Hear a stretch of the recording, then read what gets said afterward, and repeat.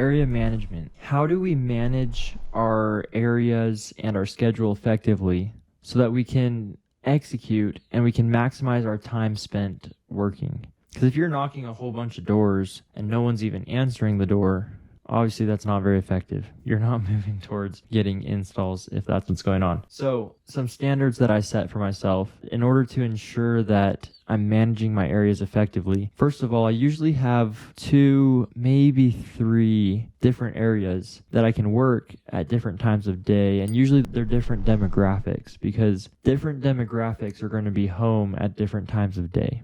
If I'm going out in the morning, in the afternoon, in the evening, different demographics are going to work from 9 to 5 or work from home or be home during the day. They don't work. Maybe they're on Social Security or they have some other sort of income. When you figure out which demographics are home at what time of day, now you can have 2 or 3 areas, each in a different demographic, so that you can always be prospecting and finding people home and having helpful, useful, effective conversations. Now, as I've gotten closer to the greats in our industry, the people making 7 figures or more on their own door knocking, their own sweat on the doors, not setters, not any of that. These people, I've noticed a few common threads. They prioritize their knocking time. This is the biggest thing, right? They prioritize their knocking time above all else. They schedule time for them to be knocking on the doors, and that time is focused. They're dialed in. They're not taking calls. They're not running appointments. They're not putting out fires or whatever. They're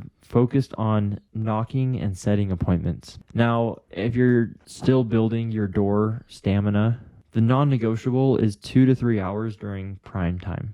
Prime time, right? What is it? Usually it's between 4 and 8, 4 and 9 p.m. Within that range is when people are getting home from work before they're eating dinner, hopefully. But we'll be able to catch the most people home and get in front of the most qualified prospects. Yeah, 4 or 5 until 7 or 8 is when we're going to have prime time. So we're going to block that out. That's non-negotiable, dude. We're ripping. Ashton Buswell, I freaking love how that guy sets up his days. He makes his knocking time, it's untouchable, even for appointments. He won't even run an appointment when it's time to knock. And he tells his customers, yeah, if you want what I have, if you want to lower your electric costs, you're gonna have to work with me. And this guy, he blocks out 7 hours every day to hit the doors when he's like in peak full go mode. He's knocking for 7 focused hours on the doorstep. So he tells people, yeah, I need to meet before 12 or after 7 or 8 in the evening if you want to run an appointment. Now, when I first heard this, I was like, well, how would you have time to run all of the appointments? Like, you're probably in 7 hours, you're probably setting a ton of appointments. If you're doing that every single day, how do you have time to run all your appointments? Now, if you think about it, you're going to be able to run the highest quality appointments, even if you were to only do 1 deal a day, every day for a year, and then say you had a 50% cancel rate. That's really bad, but like 50% cancel rate.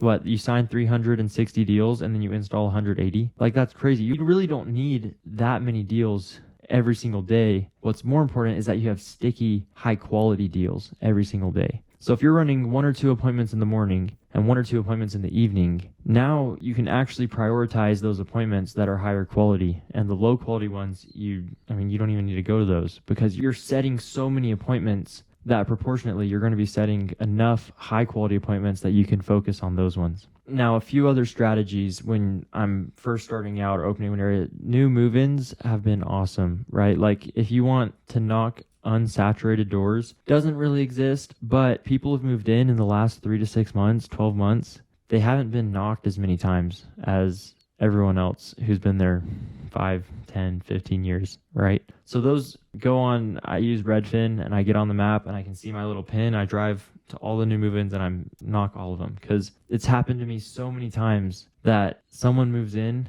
to my area. I'm like, oh, well, I'll go talk to them. I'll let them move in for a month or 2 and then I'll go talk to them. And then they get solar. Like, they literally just move in and call someone and they put solar up. And if I would have just spoken with them, it would have been my deal. So don't be afraid to go out and talk to people. And then the last thing, when we're working in the winter, the sun goes down, dude. Sometimes the sun is down at like 4 or 5 or 6. It can feel weird knocking in the dark. I was really uncomfortable with it for a long time. One thing that helps is high visibility attire. So wearing neon reflective something that helps the homeowner. They feel more secure because since you're high vis, you're probably not sketchy. And then also it's safer if nothing else. But that helped me feel more comfortable because I didn't feel like people were suspicious of my activity in their neighborhoods. And then also, when are most people home? Like, prime time is after 4 or 5, so the sun goes down, it's dark.